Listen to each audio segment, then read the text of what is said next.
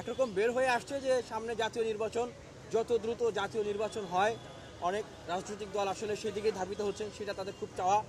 আবার অনেকেই হচ্ছে রাজনীতি নির্বাচন যদি একটু পিছায় তাহলে তাদের জন্য ভালো হয়। মূলত আসলে যে রাষ্ট্র সংস্কার বা জুলাই সনদ এই জিনিসগুলোকে তারা একটা হাতিয়ার হিসেবে ব্যবহার করছেন।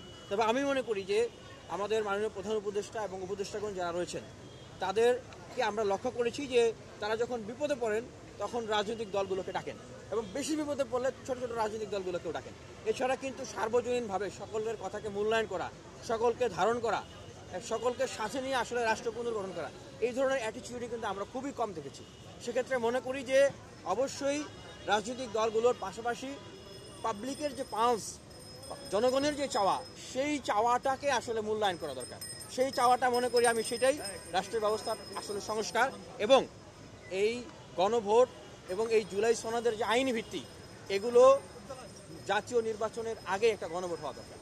কারণ এই আইনি ভিত্তিটা যদি না থাকে তাহলে পরবর্তীতে সবচেয়ে বেশি বিপদের মুখোমুখি হবেন এই উপদেষ্টা মণ্ডলীরা। কারণ তারা কোন প্রক্রিয়ায় সরকারে আসছেন, ফাংশন করেছেন এতদিন, এবং এর পাশাপাশি বিপদের মুখোমুখি হবো আমরা যারা বুক চিতিয়ে আমরা যারা ফাইট করেছি, আমরা বিপদের মুখোমুখি হব।